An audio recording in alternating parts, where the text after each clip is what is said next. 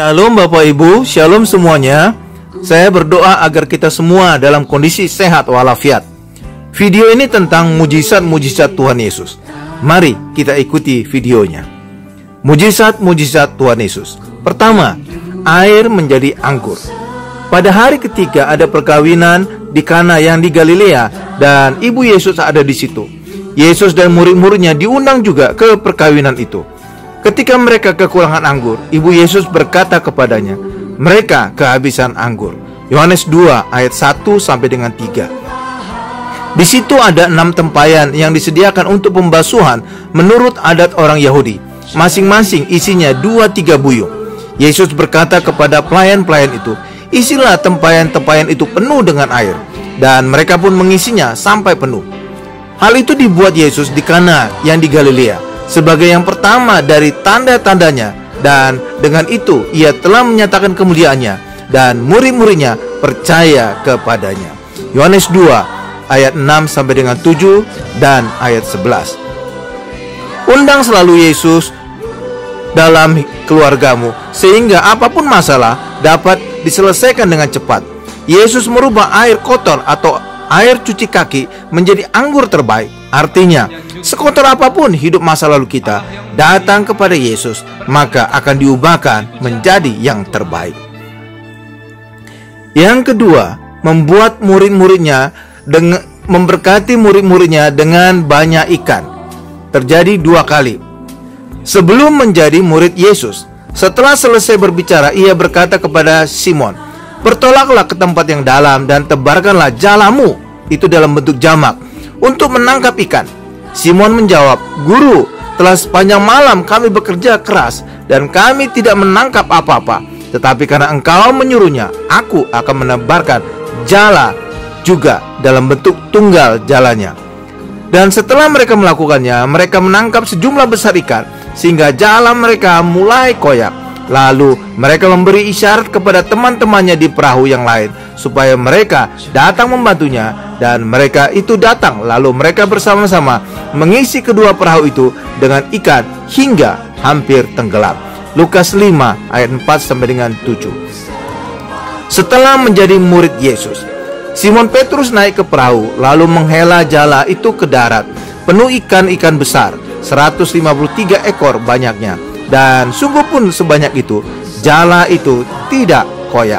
Yohanes 21 ayat 11. Artinya, jika orang belum siap imannya, berkat besar justru akan mengoyak dan menenggelamkan hidupnya. Tetapi jika orang punya iman, maka berkat Allah bisa ia nikmati bersama keluarganya dan selalu ada waktu bersekutu dengan Tuhan. Yang ketiga, membangkitkan 3 orang mati dan banyak orang mati. Anak Yairus baru mati. Yesus mendengarnya dan berkata kepada Yairus, jangan takut, percaya saja dan anakmu akan selamat. Setibanya di rumah Yairus, Yesus tidak memperbolehkan seorang pun ikut masuk dengan dia, kecuali Petrus, Yohanes dan Yakobus, dan ayah anak itu serta ibunya. Lalu Yesus memegang tangan anak itu dan berseru, katanya, hai anak, bangunlah. Maka kembalilah roh anak itu, dan seketika itu juga ia bangkit berdiri. Lalu Yesus menyuruh mereka memberi anak itu makan. Lukas 8 ayat 50 sampai dengan 51 dan ayat 54 sampai dengan 55. Pemuda di Nain dibawa ke kuburan. Kemudian Yesus pergi ke suatu kota yang bernama Nain.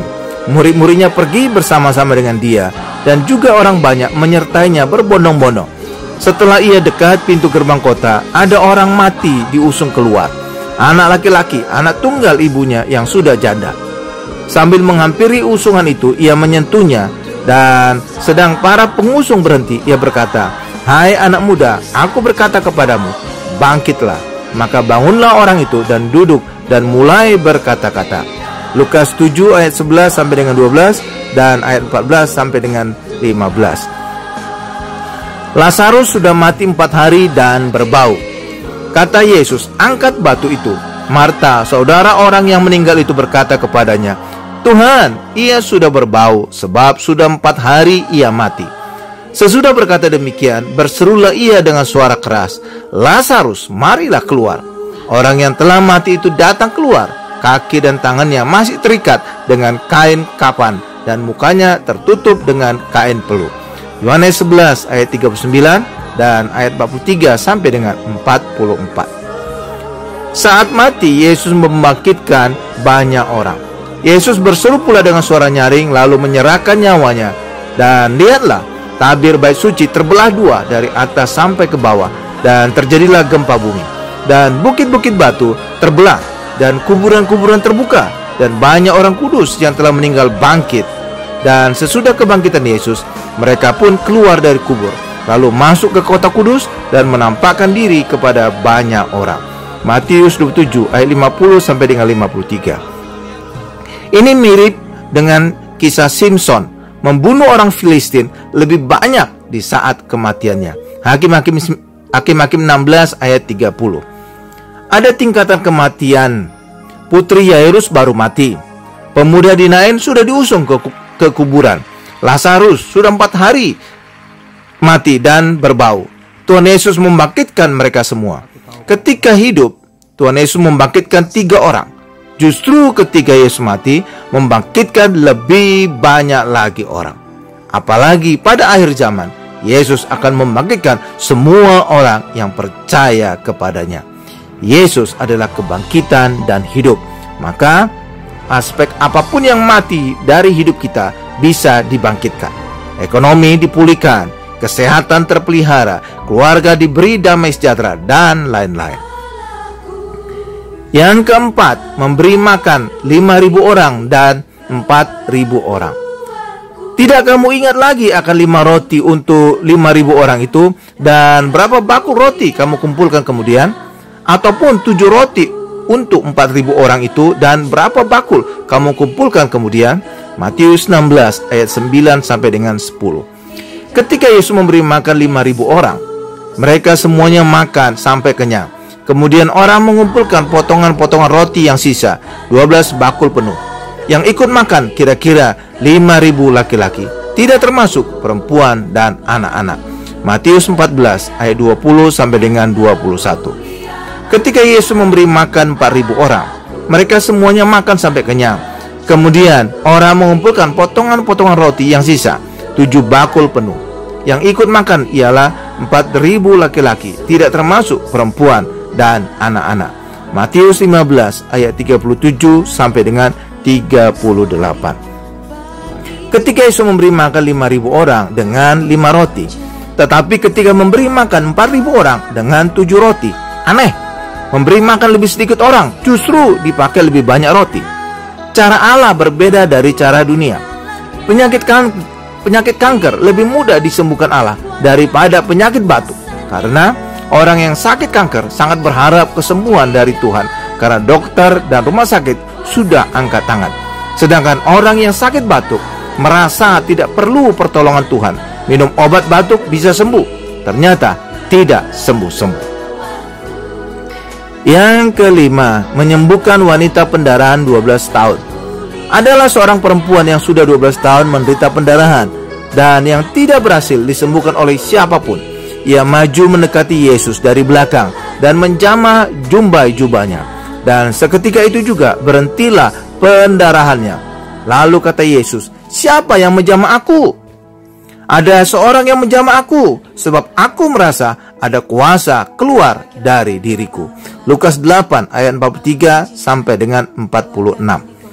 Perempuan ini datang dari belakang dan menjamah jumbai jubah Yesus, karena perempuan ini tahu menurut hukum Taurat dirinya najis dan tidak boleh menyentuh orang, karena orang itu bisa ikut najis. Itulah sebabnya ketika perbuatannya ketahuan, dia menjadi gemetar ketakutan dan tersungkur di depan Yesus. Dari peristiwa ini kita juga belajar, berkat Tuhan bisa kita terima tanpa minta kepada Tuhan, asal ada iman. Buktinya, Tuhan Yesus saja harus mencari siapa orang yang menjamah dia. Yang keenam, menyembuhkan 1 orang kusta dan 10 orang kusta. Ada 2 kali Tuhan Yesus menyembuhkan orang kusta. Dari kedua peristiwa ini kita bisa belajar beberapa hal. Yesus menyembuhkan 1 orang kusta. Maka datanglah seorang yang sakit kusta kepadanya, lalu sujud menyembah Dia dan berkata, "Tuan, jika Tuan mau, Tuan dapat mentahirkan aku." Lalu Yesus mengulurkan tangannya, menjamah orang itu dan berkata, "Aku mau, jadilah engkau tahir." Seketika itu juga tahirlah orang itu daripada kustanya. Lalu Yesus berkata kepadanya, "Ingatlah, jangan engkau memberitahukan hal ini kepada siapapun, tetapi pergilah, perlihatkanlah dirimu kepada imam, dan persembahkanlah persembahan yang diperintahkan Musa sebagai bukti bagi mereka."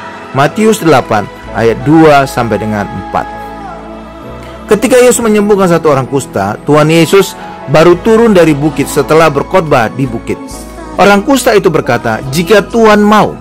Orang itu tidak meragukan kuasa Yesus, tetapi ragu apakah Yesus mau menyembuhkan dia.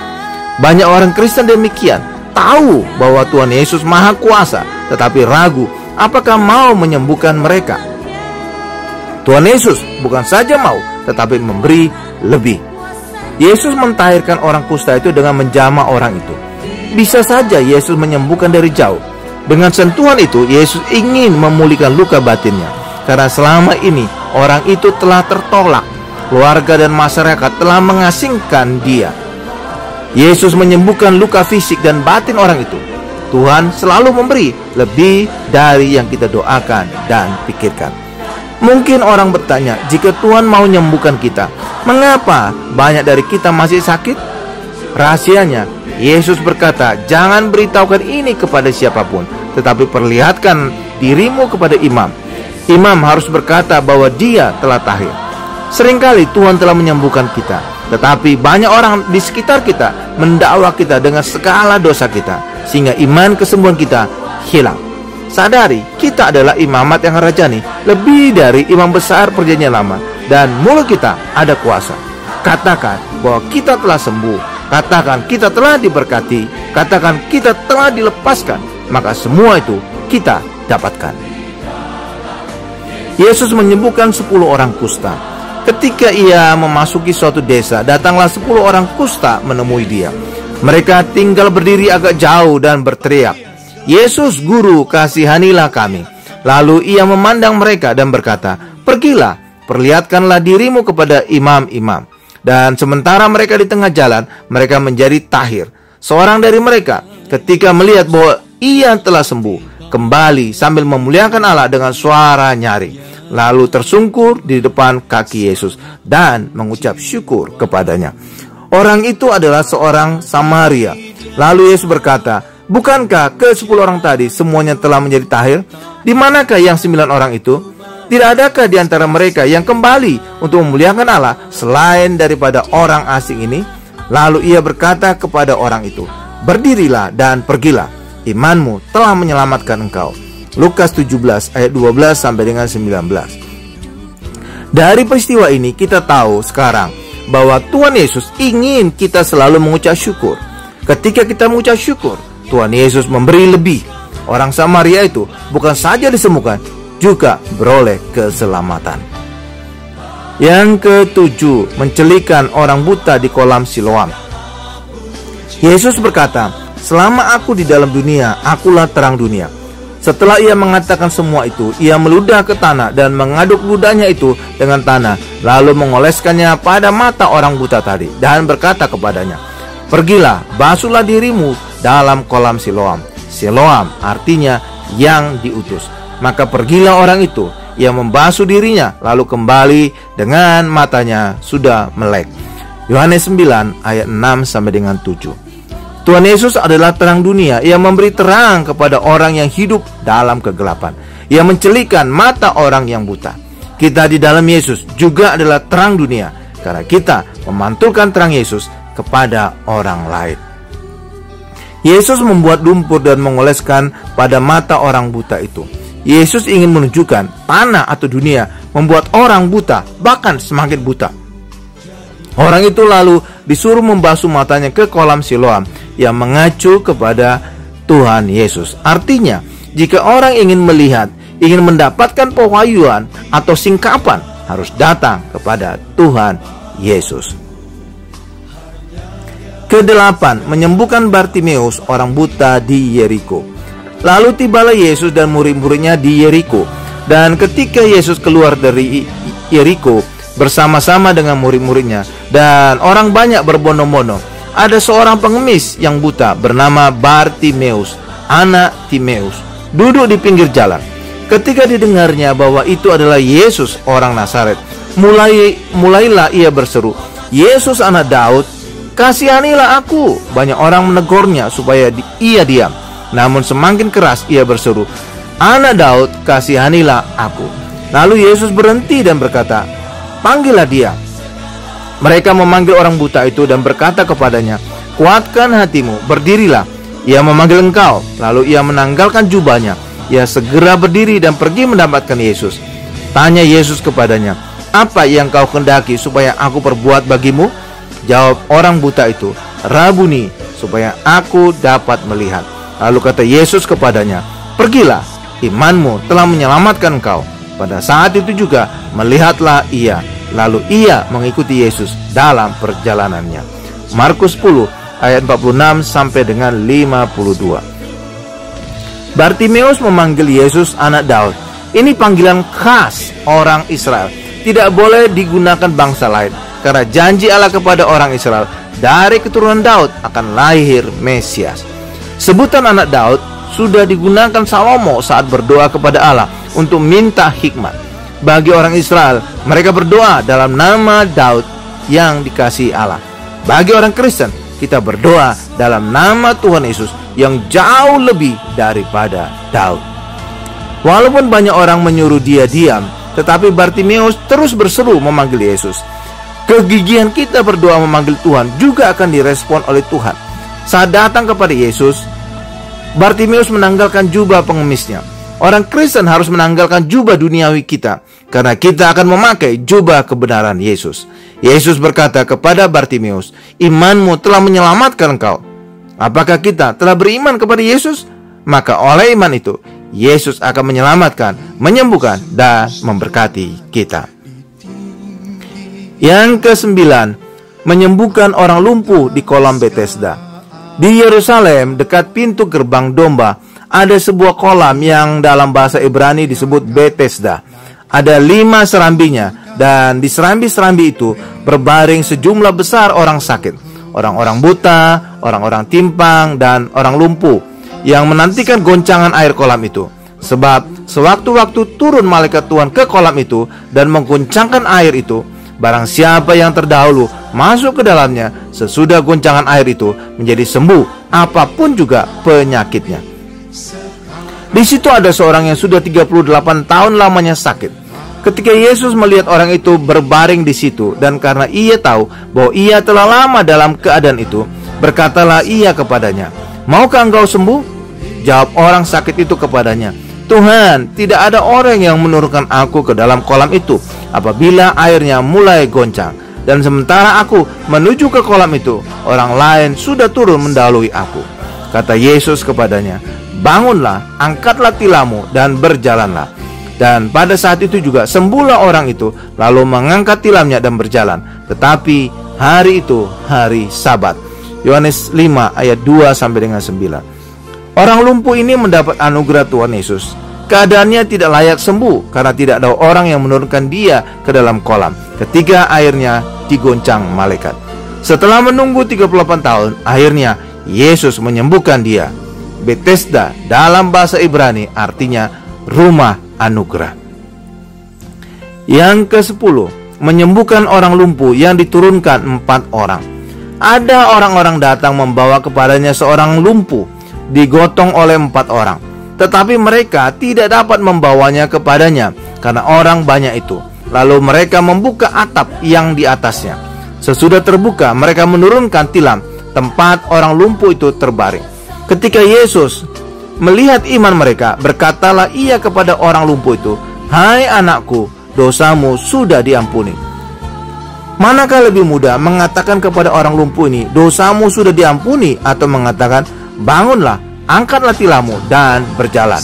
Tetapi supaya kamu tahu bahwa di dunia ini Anak Manusia berkuasa mengampuni dosa, berkatalah ia kepada orang lumpuh itu, "Kepadamu kukatakan, bangunlah, angkatlah tempat tidurmu dan pulanglah ke rumahmu."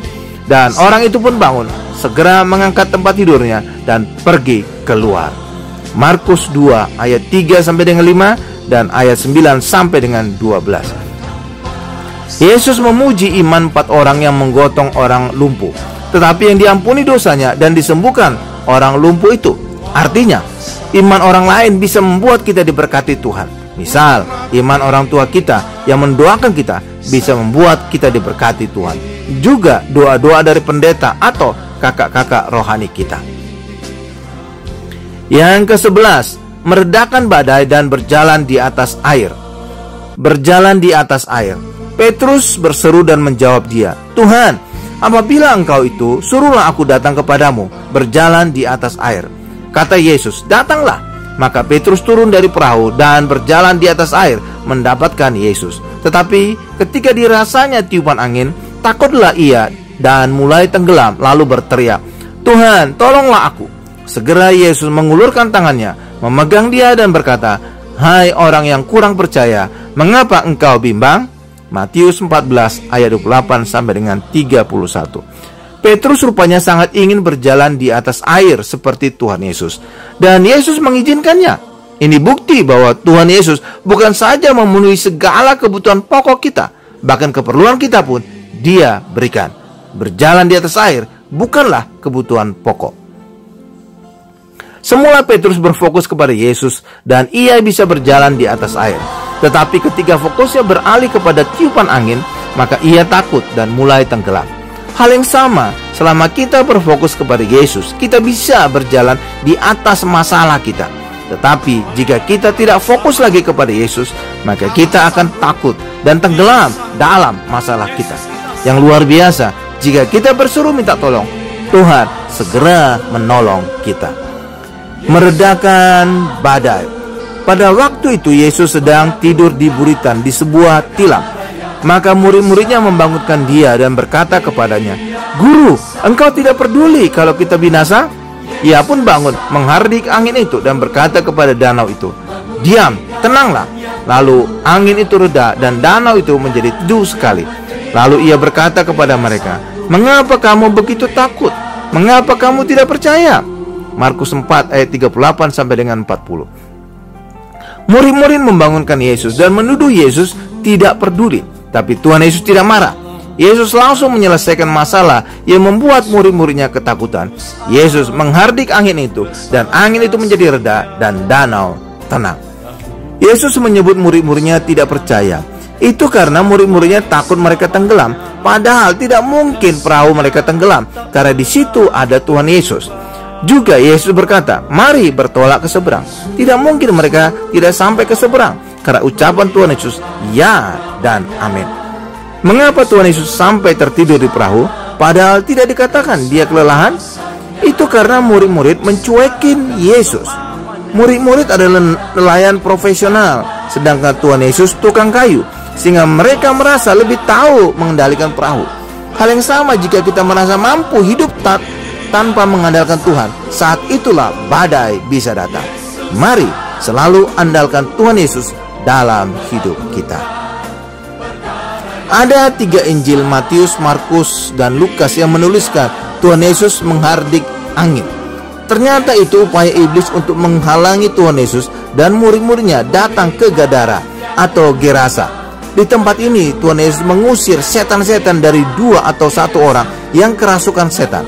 Setan-setan ini kemudian pindah ke ribuan babi, yang lalu terjun ke jurang dan mati tenggelam di danau Tiberias. Yang ke-12, mengusir setan di Gadara. Setibanya di seberang, yaitu di daerah orang Gadara, datanglah dari pekuburan 2 orang yang kerasukan setan menemui Yesus. Mereka sangat berbahaya, sehingga tidak seorang pun yang berani melalui jalan itu.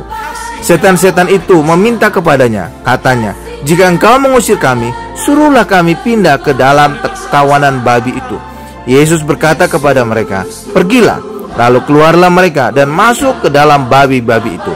Maka terjunlah seluruh kawanan babi itu dari tepi jurang ke dalam danau dan mati di dalam air. Matius 8 ayat 28 sampai dengan 32. Kedua orang yang kerasukan ini datang dari pekuburan. Memang kuburan itu tempat setan. Setan memilih babi ketika keluar dari orang yang kerasukan. Karena itu orang Kristen ketika lewat kuburan jangan suka berkata, "Permisi, anak babi mau lewat." Harusnya kita berkata, "Anak Allah mau lewat, minggir semua." Ayat yang ke-13, menyembuhkan hamba seorang perwira dan anak ibu Kanaan. Iman seorang perwira Romawi. Ketika Yesus masuk ke Kapernaum, datanglah seorang perwira mendapatkan dia dan memohon kepadanya, "Tuan, hambaku terbaring di rumah karena sakit lumpuh dan ia sangat menderita." Yesus berkata kepadanya, "Aku akan datang menyembuhkannya." Tapi jawab perwira itu kepadanya, "Tuan, aku tidak layak menerima Tuan di dalam rumahku. Katakan saja sepatah kata, maka hambaku itu akan sembuh." Setelah Yesus mendengar hal itu, heranlah ia dan berkata kepada mereka yang mengikutinya, "Aku berkata kepadamu, sesungguhnya iman sebesar ini tidak pernah aku jumpai pada seorang pun di antara orang Israel." Matius 8 ayat 5-8 dan ayat 10. Yesus memuji perwira itu mempunyai iman yang besar, lebih besar dari semua orang Israel, karena percaya sepatah kata Yesus bisa menyembuhkan hambanya di rumah. Bandingkan Yairus, kepala rumah ibadat, harus membawa Yesus ke rumahnya untuk membangkitkan putrinya yang mati. Iman seorang ibu Kanaan. Kata perempuan itu, "Benar Tuhan, namun anjing itu makan remah-remah yang jatuh dari meja tuannya." Maka Yesus menjawab dan berkata kepadanya, "Hai ibu, besar imanmu, maka jadilah kepadamu seperti yang kau kehendaki." Dan seketika itu juga anaknya sembuh. Matius 15 ayat 27 sampai dengan 28. Orang Israel, bahkan murid-murid Yesus, disindir Yesus tidak punya iman, sehingga iman mereka tidak lebih besar dari biji sesawi yang kecil. Mengapa orang Israel tidak bisa punya iman? Karena sejak Gunung Sinai mereka hidup di bawah hukum Taurat. Hukum Taurat dasarnya bukan iman, tetapi perbuatan. Galatia 3:12. Perwira Romawi dan ibu Kanaan mereka non-Israel, sehingga tidak pernah hidup di bawah hukum Taurat. Mereka hanya melihat kepada kasih karunia Yesus. Itulah yang menjadi rahasia punya iman yang besar. Kita harus melihat kepada kasih Tuhan bagi kita, bukan melihat kepada perbuatan baik kita. Yang ke-14, menyembuhkan satu tangan yang lumpuh. Setelah pergi dari sana, Yesus masuk ke rumah ibadat mereka. Di situ ada seorang yang mati sebelah tangannya. Mereka bertanya kepadanya, "Bolehkah menyembuhkan orang pada hari Sabat?" Maksud mereka ialah supaya dapat mempersalahkan dia. Kata Yesus kepada orang itu, "Ulurkanlah tanganmu." Dan ia mengulurkannya, maka pulihlah tangannya itu dan menjadi sehat seperti tangannya yang lain. Matius 12 ayat 9-10 dan ayat 13. Mengapa Tuhan Yesus sering menyembuhkan orang pada hari Sabat? Pada hari Sabat orang Israel dilarang melakukan pekerjaan. Di saat orang tidak bekerja, Allah yang bekerja melakukan mujizat kesembuhan. Yesus juga menegaskan manusia lebih berharga daripada domba dan boleh berbuat baik pada hari Sabat. Yang ke-15, mengutuk pohon ara sehingga layu dan mati. Pada pagi-pagi hari dalam perjalanannya kembali ke kota, Yesus merasa lapar. Dekat jalan ia melihat pohon ara lalu pergi ke situ. Tetapi ia tidak mendapat apa-apa pada pohon itu selain daun-daun saja. Katanya kepada pohon itu, "Engkau tidak akan berbuah lagi selama-lamanya." Dan seketika itu juga keringlah pohon ara itu. Melihat kejadian itu, tercenganglah murid-muridnya lalu berkata, "Bagaimana mungkin pohon ara itu sekonyong-konyong menjadi kering?" Matius 21 ayat 18 sampai dengan 20. Ini teguran bagi orang Kristen yang tidak berbuah. Ketika berbicara tentang pokok anggur, Yesus berkata, ranting yang tidak berbuah akan dipotong. Ranting tidak bisa berbuah dari dirinya sendiri, atau jika tidak tinggal pada pokok anggur.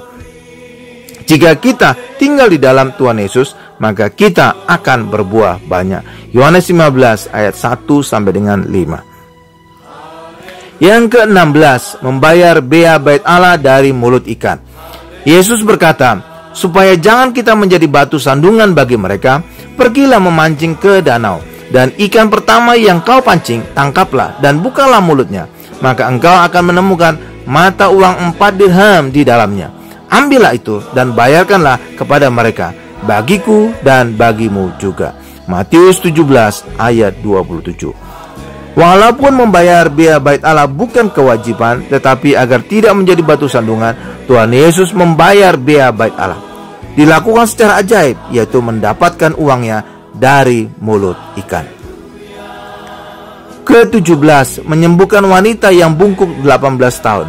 Di situ ada seorang perempuan yang telah 18 tahun dirasuk roh, sehingga ia sakit sampai bungkuk punggungnya dan tidak dapat berdiri lagi dengan tegak. Ketika Yesus melihat perempuan itu, ia memanggil dia dan berkata kepadanya, "Hai ibu, penyakitmu telah sembuh." Lalu ia meletakkan tangannya atas perempuan itu, dan seketika itu juga berdirilah perempuan itu dan memuliakan Allah. Bukankah perempuan ini yang sudah 18 tahun diikat oleh iblis harus dilepaskan dari ikatannya itu? Karena ia adalah keturunan Abraham. Lukas 13 ayat 11 sampai dengan 13 dan ayat 16. Tuhan Yesus juga menyebut Zakheus sebagai keturunan Abraham, sehingga berhak beroleh keselamatan. Perempuan ini berhak untuk dilepaskan dari ikatan iblis karena dia keturunan Abraham. Kita juga adalah keturunan Abraham. Firman Allah, "Jikalau kamu adalah milik Kristus, maka kamu juga adalah keturunan Abraham dan berhak menerima janji Allah." Galatia 3 ayat 29. Kita berhak menerima janji dan warisan Allah. 18. Yang terakhir, menyembuhkan orang tuli dan bisu. Di situ orang membawa kepadanya seorang yang tuli dan yang gagap dan memohon kepadanya supaya ia meletakkan tangannya atas orang itu. Dan sesudah Yesus memisahkan dia dari orang banyak sehingga mereka sendirian, ia memasukkan jarinya ke telinga orang itu. Lalu ia meludah dan meraba lidah orang itu. Kemudian sambil menengadah ke langit, Yesus menarik nafas dan berkata kepadanya, "Ephata," artinya terbukalah. Maka terbukalah telinga orang itu, dan seketika itu terlepas pulalah pengikat lidahnya. Lalu ia berkata-kata dengan baik. Markus 7 ayat 32 sampai dengan 35. Pada Markus 9 ayat 25, Yesus menyebutkan bahwa roh jahat juga bisa membuat orang menjadi bisu dan tuli. Yesus menyembuhkan orang sakit karena demikianlah nubuat yang disampaikan oleh Nabi Yesaya. Dialah yang memikul kelemahan kita dan menanggung penyakit kita. Matius 8 ayat 17. Semoga mujizat-mujizat Tuhan Yesus ini menambah pengetahuan dan meningkatkan iman Bapak Ibu kepada Tuhan Yesus.